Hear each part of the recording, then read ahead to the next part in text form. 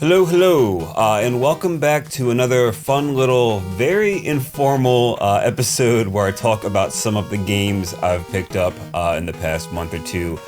This is for October and November, and any of you that watched the previous video for September know that I had planned not to buy many games this month. And I will say that I've really failed at doing that, and I actually got a lot more games than I had planned to. So without further ado, let's get into them. I have a lot of really cool stuff to share, and I hope you'll enjoy it. So yeah, let's get right into it now. So the first game is a really interesting one, and it is a licensed game, and it is called Kiro Gekiten Haro Ichizan Haro no Puyo Puyo, which is, just like it sounds, a Puyo Puyo game in the very popular Compile franchise. And it is obviously a bunch of Gundam characters. So this is Gundam themed. It is based off of the original Gundam series, so from 1979. I can't remember exactly the year it came out, but it was I think late 70s, early 80s. And there was the TV show and then the 3 movies. But it's all original characters from that, as you can see on the cover. You have like Amado Ray and Char. And essentially, they all just face off against each other in Puyo matches. And there's like a bunch of little scenes and cutscenes that take place from the original show. But I'm a huge Gundam fan, if you know me, and this was just kind of something I thought was fun and kind of wanted to add to the collection. And this was released in 2005, exclusively in Japan. No surprise there. But it's really just, it's a Puyo Puyo game with Gundam characters. There's not a lot else to really say. But if you are a Gundam fan, this is definitely one you might want to add to your collection. Next up is a Super Famicom game, and one from a series that is very near and dear to my heart, and one that I very much love if you know me, and that is the Gradius series. And this is Gradius 3. This was released in 1990. I believe it's like just a few months after the Super Famicom first released in Japan. So I don't think it was a launch game over in Japan, but I think it was just like a month or two after. But most people that are into shoot 'em ups have played Gradius 3. It is a very well-known game. It is a very good game. And this is the game, one of the main games I would consider that got me into shoot 'em ups, like the shmup genre. As a whole, since I fell in love with this game, and I love it. It's great, and I didn't play a lot of shmups as a kid, and I first played Gradius 3 actually when I was an adult. So this is kind of what pulled me in to the series in the genre as a whole. This, and I would say like Super R-Type as well, really kind of got me into shmups. And I would also recommend watching my History of Gradius video, link down in the description below. If you want to learn more about the series. But this was a port of the arcade game, a game which I consider the most difficult game ever made, ever created. And it was changed a bit. They removed some of the levels and kind of switched some things around. And the slowdown, it has horrible slowdown, the slowdown makes it much easier to play. So even if you're not great at shmups, you can go into Gradius 3 and learn the game and beat it fairly, I wouldn't say easily, but it's not that challenging when it comes down to everything. Like I said, the slowdown really makes it very approachable, even for newcomers. And honestly, it's just a great game, but I thoroughly recommend this game if you haven't played it. I know most people have. Because it's a great one. It's one of the best in the series, and the music is amazing, the graphics are fantastic. Definitely play this game if you have not.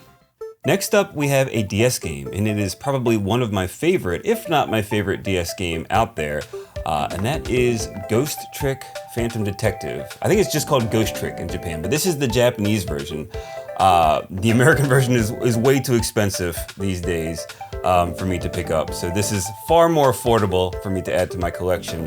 But this was done by Shu Takumi, who is the creator of the Ace Attorney series. And this was done, I believe, after he had finished up Apollo Justice, Ace Attorney 4. He wanted to do something different, but this game is very different from the Ace Attorney series in that the gameplay is far different. It's not really a visual novel per se. It's more of, it's hard to explain. This is a very, very difficult game to explain because it's so unique. It's so unique and different. Essentially, you become a spirit that can possess like things in the real world and like little objects, and you can make those objects move in like very different types of ways. And essentially what you're trying to do is make like a giant Rube Goldberg machine where you're kind of like trying to influence a series of events and like move these different items to cause a chain reaction and to alter somebody's fate. So like somebody's about to be murdered and you're doing a bunch of these like Rube Goldberg chain reaction things to like, you know, make this ball knock this thing over, that which knocks over that thing, which makes this gun fire into that. And you're trying to like prevent somebody's death, essentially, prevent somebody's murder. And it's a great story, probably one of the best storylines in a video game of all time, I would say. It's definitely at least in the top 5 for me, but amazing writing, really unique gameplay. If you haven't played this, highly recommend it. It is available on all modern consoles right now. And I also did a little mini documentary on this game since I love it so much. So check that out, link in the description below. All right, next on deck, we have a really weird one. And this is Dancing Furby for the Game Boy Color. And you might be asking, why are you buying Furby games? I don't like Furbies, I don't care about Furbies, I have nothing to do with, I don't even know really what Furbies are too well, if I'm being completely honest. But a friend of the channel, Max, Maximum Collecting, he does a bunch of Japanese game reviews and kind of like collecting stuff kind of like this. He was actually one of the people that kind of influenced me to start doing videos like this, which has been a lot of fun. But he got this and he was talking about this game. And I was so intrigued by it that I had to track down a copy myself. And this game is kind of unique and special because it uses the Game Boy Color's infrared sensor. And that allows the game to communicate with an actual physical Furby. So you can actually make the Furby do certain things with this game. And it's not like you're not forcing it to do things, it reacts to things you're doing in the game.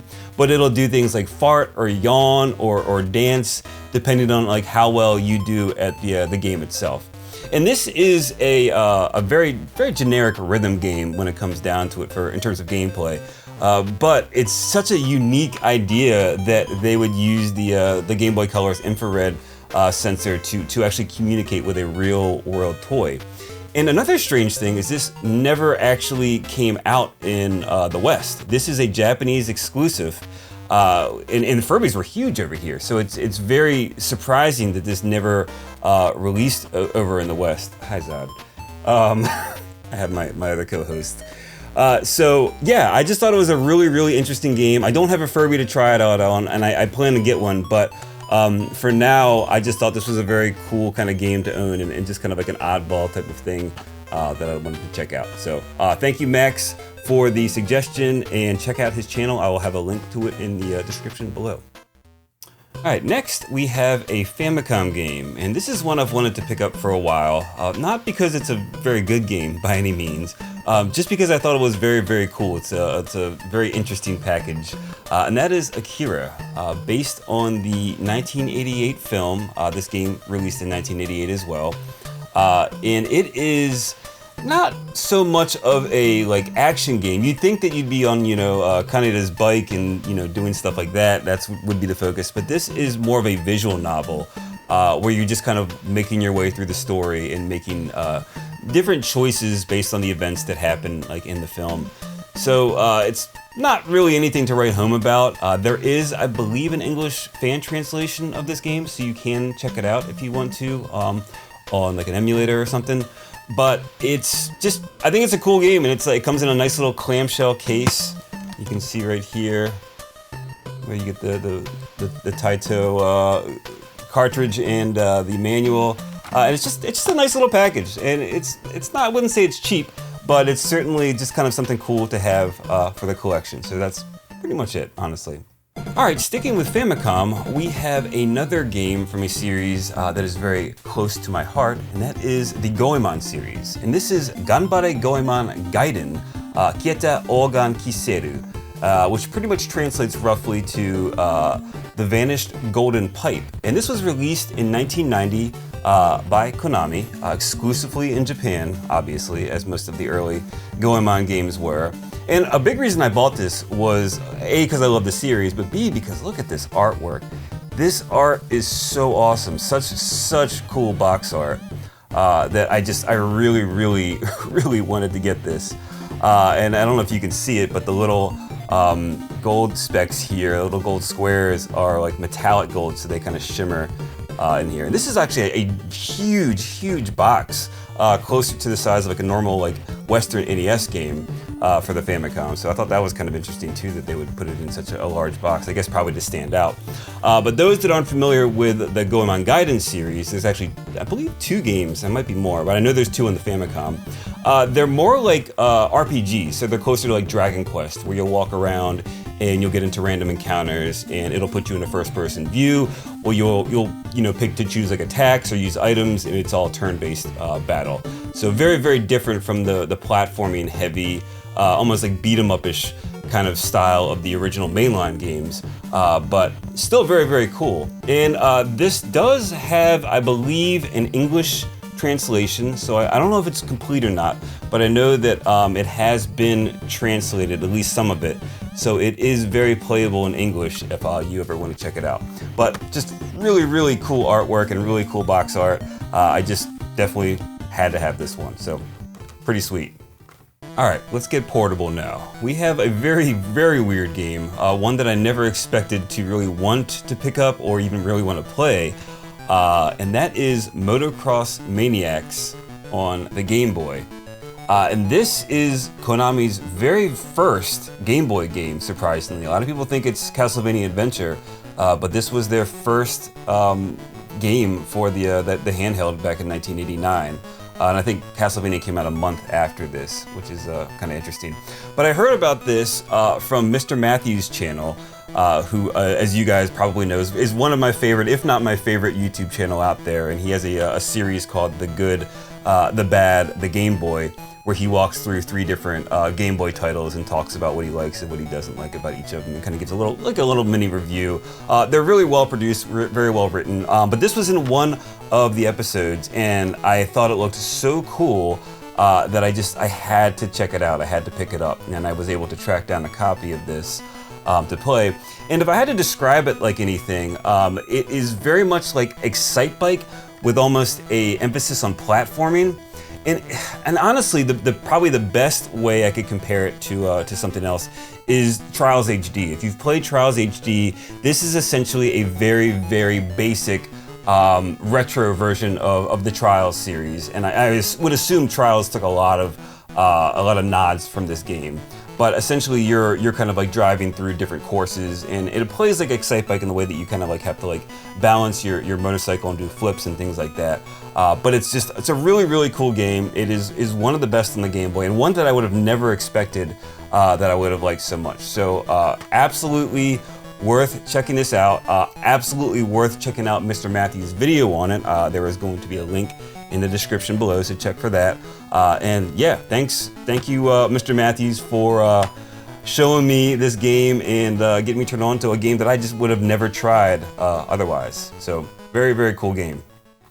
All right, back to Famicom. This one is another game that I know isn't very good. Most people will probably agree with me on it, but it is one that I played constantly as a kid for obvious reasons, because hey, it's Godzilla, and when you're a kid in the 80s, you love Godzilla, or Gojira as it's known in Japan. Fun fact, I believe Gojira is a shortening of gorilla and whale combined. I think it's Gorilla and Kujira combined into one word. So fun little fact there. I think I have that right. But this was, like I said, a game that I played a ton. It is developed by Compile, which I was very surprised at. I had no idea this was a compile game, but it takes place on a grid where you're moving around Godzilla and Mothra, who are the two main kaiju that you control in this. And as you move to different squares, you'll either go through like a stage where you'll have to work through like a platforming stage and beat up enemies and use your atomic breath and stuff like that as Godzilla, or you'll run into a kaiju and have to do battle with them. And so you're moving through all the different stages. But it's really not a great game in my opinion. Very pretty. The graphics are really awesome. Like all the kaiju sprite work is really great. But it's just I think it was a little too big for its britches when it came to a lot of the ideas and implementing them. But this is just one I love to have because it was so near and dear to me as a kid. And I thought it was very strange that they used like the 1950s Godzilla on the cover here. Especially because like it takes place more in like the mid to late Showa in terms of like all the kaiju they use. So I don't know. It's a cool cover, but it was a very bizarre choice for them to use the original where he's more the antagonist rather than the protagonist in the later Showa Godzilla fans. So, later Godzilla films. But yeah, very, very cool little package here and happy to own this one. Alright, next up we have a twofer for the Japanese Mega Drive, or as people in the US know it, the Genesis. And these are Shining Force 1 and 2. And I just played through these again just this last month, which kind of made me want to grab the Japanese copies of the game. And they're fantastic games. They are tactical RPGs. I would probably compare them most closely to the Fire Emblem series, at least that's what most people seem to do. These days, since that's like the very popular tactical RPG series nowadays. But these are known for being far easier than Fire Emblem. They're much more forgiving. I've heard some people even describe them as tactical RPGs on training wheels. And I don't think they're that easy. I don't think it's that insanely easy to get through. But it's still far from a tall order to make it to the end of these without really breaking too much of a sweat. But that doesn't mean they're not great games. They are fantastic games. They are worth playing.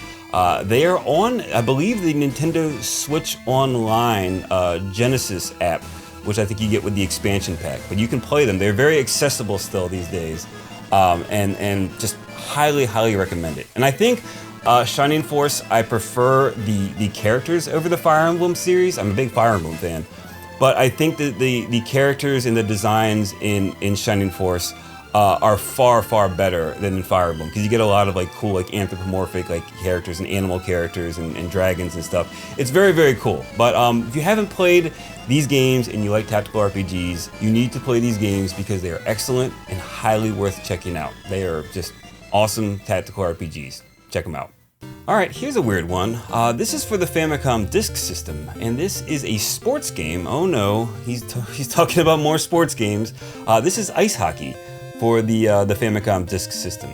And I don't really have a lot to say about this game outside of I played it a lot as a kid. It was one of the few sports games I liked as a kid. This and Bad News Baseball was up there as well. But I love the artwork for this game. I love the Japanese artwork, and I just wanted to kind of have this one in my collection just because I thought it looked so cool. And this released first on the Disk System in 1988, and then I believe it came over to the NES in the West afterwards, a few months later. But just really cool game, and just so much better cover art than the Western version, just by a landslide. So just cool little fun game I wanted to have in my collection, and I finally tracked it down. So cool. All right, final game. We are going back to the Game Boy Advance. We started with the Game Boy Advance, and now we're ending with a Game Boy Advance game. And this is Metroid Zero Mission. And if you are a Metroid fan, you definitely know this one because it is a fantastic remake of the very first Metroid for the NES / Famicom Disk System. And it's a great game. It's a fantastic game. Highly, highly recommend checking this one out. I'm not as crazy about the ending, the epilogue that they added on with more of the stealth kind of stuff. I know that is a bit of a divisive opinion And I'm not sure if it's a very popular one either, but that's the one kind of thing that makes me think this game keeps it from being like a perfect game. But it's still cool, and I'm glad they tried something new. So still very, very much worth playing, this game. And this takes me one step closer to completing my Metroid Japanese collection. I am almost at the end. I have a few more games left before I am finished. But this is a very, very expensive one, and I got this game not by just purchasing it outright. I had to kind of put this one together. So I ended up with the box first, the box only, and then I had to track down the game itself, like the game cartridge.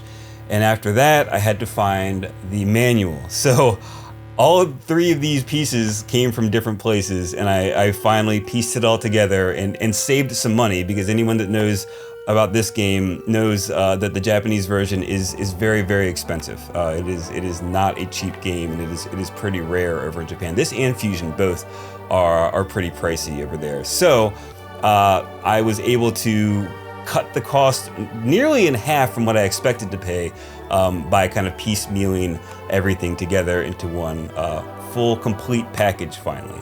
So almost done the Metroid collection, and I'll probably make a video on everything once I do reach the finish line on that. But just really, really great game, and happy to finally own this one. So yeah. And that about does it. Thanks for hanging around and letting me geek out a little bit about some of the games I've picked up in the past few months. There's a lot of cool stuff in here, a lot of things that I've wanted for a while. And as always, please let me know if you picked up anything cool in the past few months in the comments below.